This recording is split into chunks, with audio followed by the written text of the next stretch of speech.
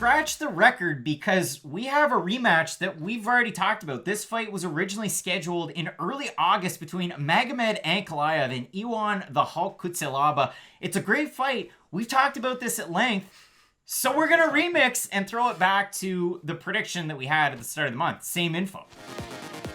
And it's an interesting one because this first fight ended in controversy. It's nothing like your Stipe Miocic, Daniel Cormier trilogy to a lesser extent, or even the sequel. But we get a sequel light heavyweight between these two primary strikers. Magomed Ankalaev so far in the UFC's looked great. He looked great in that Paul Craig fight until the last second when he gets submitted. But apart from that, he's looked great. He beat the EFC or former EFC champ, Dalcha Lujanbula with a front kick. That was insane. If you want to go back through Marcin Prachinio, big knockout win there. Beats the former Brave champ. Hard to look good against Abreu. Clidson Abreu, you have to worry about the submission ability there. And then he had the crazy fight against Iwan Cutelaba. And if you look at Cutelaba in his last 5 fights, we go back 3 years when he fought Luis Enrique and did that and all the stunting, and then he knocks him out absolutely cold. So you think there's a super high ceiling on this guy, and he's still only 26 years old, almost 27. He knocks out Gadshimurad Antigula, but Paul Craig dummied him there. Exactly.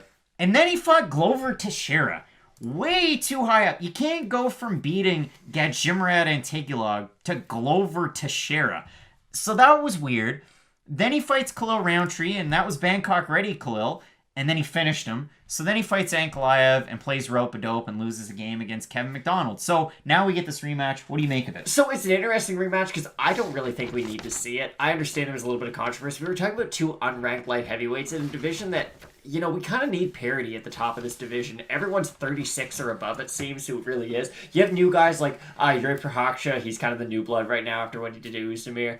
You have Thiago Santos, but he's kind of had a shot. He's been out for a long time. You get the Rakics. There are some new guys. There's some new guys starting to move up, but that division's moving like molasses. I know the whole pandemic doesn't really help its case very much, but it would be nice to see these 2 guys matched up with other people moving forward. And I get it. Cutelaba was kind of playing that rope-a-dope game. Ankalaev had him hurt, though. You don't just start doing that because you think, hey, this is a great game plan in this fight. He gets clipped behind the ear. Cutelaba's kind of wobbly, and then you kind of realize, okay, he's recovered from the initial shot that did hurt him, but he is going to try to keep on playing this game. Ankalaev was still teeing off on him that whole time. If your best bet to win a fight is, let me pretend to be hurt, and hopefully he walks into a big overhand right, you probably need a new coach if that really is your game plan, because that's never your best way to get to a victory.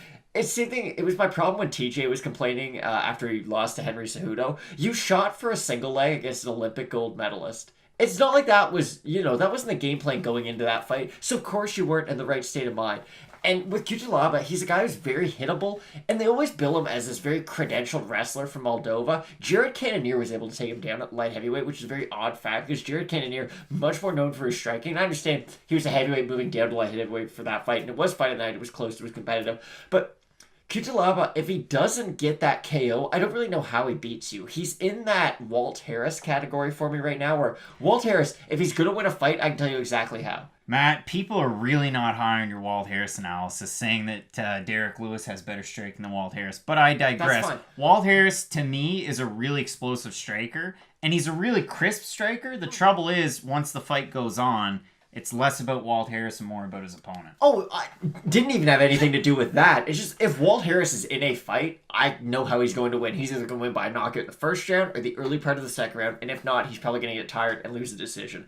With Cutelaba, he's kind of falling into that same category for me where, yes, I really do enjoy the whole when he wore the Bret the Hitman Hart glasses and he walked out in Calgary. Like, he's a fun character outside of the cage, but when you really look at his talent, I don't really see him being the next, and I hate to use the term Johnny Walker, because Walker did have such a quick ascent and then such a big demise, but he's starting to fall into that category for me, mainly because he's just, you always hear about the things that he can do, and you always hear about the excitement that he can bring, but then when you watch him fight, he gets tired pretty quick. He's not the best wrestler. He's not the most technical guy. He's like if Paulo Costa didn't have that same kind of cardio and explosiveness and like all the good things to make Paulo Costa.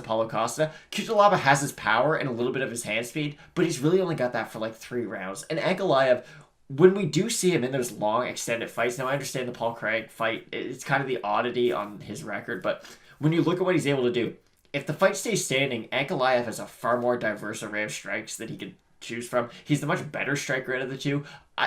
Cutelaba probably hits harder, but Ankalaev, he can mix up with the kicks, the takedowns, the wrestling. He's very much more a martial artist, whereas Cutelaba is more of just a knockout artist. And it's one of those ones where it gets really interesting because it's just like, it's sad that this is going to happen, but Roy Jones Jr. and Mike Tyson, because Mike Tyson, you got to worry about the knockout, and I think Mike Tyson is going to be an overwhelming favorite in that boxing exhibition. But it's similar to the end of Mike Tyson's career where he was losing, but everybody said, oh, well, just wait. He's got that knockout power. You watch out for it. It's like that with Cutelaba. You always have to watch out for that overhand right, that knockout power. The troubling thing for me is he couldn't really figure out the cardio, so he sought outside sources and then ended up with a USADA suspension. Yeah. That's an issue, and I get it. You can sleep in a hyperbaric chamber. It can kind of change the whole chemistry with your blood. So, and maybe that's what he did. I don't know what he did, but he still accepted a 6-month suspension, which isn't much of a suspension, but I digress.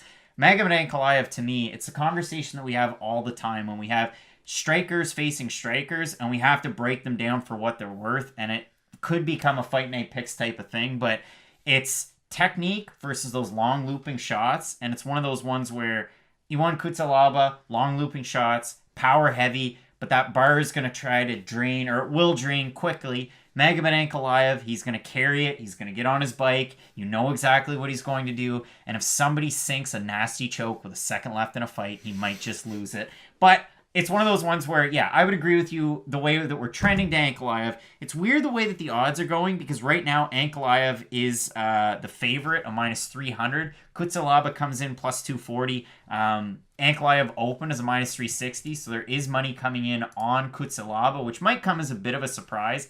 But overall, yeah, I see this for Ankalaev.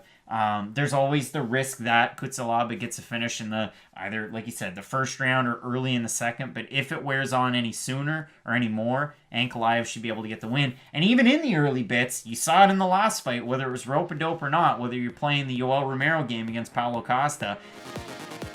All right, Matt, maybe it seems a little bit lazy, but I really don't see a lot changing between the start of the month and right now in terms of our entire prediction for this one. But I have to add, you're not going to want to miss the rest of our predictions for the card, including an extended look at our main event between Anthony Smith and Alexander Rakic, another banger at 205 pounds. Keep it locked in with Fight Night Picks, Matt. As we always say, let's get into it.